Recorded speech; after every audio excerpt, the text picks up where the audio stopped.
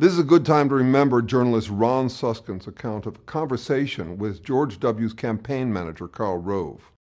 Rove said that guys like Ron were in what we call the reality-based community, which he defined as people who believe that solutions emerge from your judicious study of discernible reality. Rove said that's not the way the world really works anymore. We're an empire now. And when we act, we create our own reality.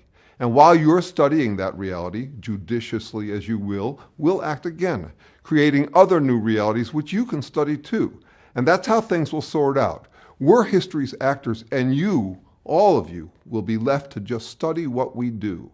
This has been the GOP's strategy for well over a decade, and it has been very effective. So what's an effective counter-strategy? Their strategy is to tangle us up, studying their confident fabrications.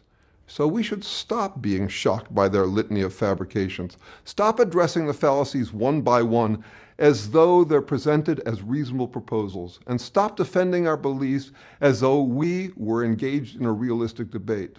They're not debating reality at all. They're just posturing at infallible invincibility. Every time we defend our beliefs, they just cast doubt on us, thereby adding to the false impression that they're infallible and invincible. They invite people to ignore reality and join them in their imaginary, permanent winner's circle. In the long run, ignoring reality does not make anyone a permanent winner, because in the long run, reality wins all debates. For example, even if everyone on Earth became a climate change denier, climate will still change. So I'd hope that whoever we run next is as cocky and single-minded as Trump, focused tenaciously and exclusively on discrediting the overarching strategy Karl describes, not discrediting it on moral grounds, but for self-interested practical reasons. It's like a drug addiction, fun in the short run, but it will kill you in the long run. So what is their strategy? It's simple. I'll call it the no-growth formula, a formula for pretending that you never have to grow or learn from anything ever again. All it requires is an unflinching ability to lie with a straight face, an ability to play infallible judge over every decision, and a handful of rhetorical tricks for turning the table on everything and everyone in your way, retaliating against all challenges with counter-challenges tenfold. And here's why attacking the formula itself, and not the litany of lies the formula generates, could work. If we accuse them of using the formula, they'll deny it, which only proves that they use the formula. We say, this guy doesn't think, he just automatically says whatever makes him sound infallible. That's not true. See, he did it again. No, you're the one who makes stuff up. There he goes, like a robot, turning every challenge back on the challenger. I'm not doing that, you are. There it is again. See that, folks? Well, you do it too. Always defensive. I am not. See that? He's proving my point.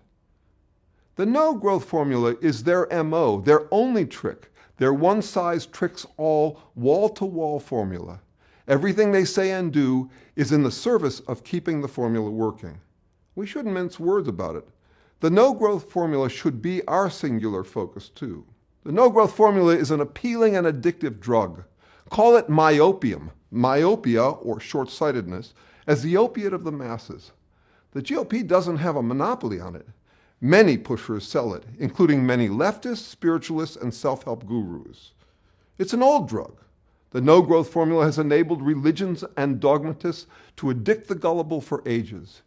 It's a cheap high in that the no-growth formula is a single, simple trick any fool can use.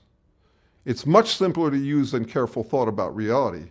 You can get the buzz of confidence without any of the due diligence.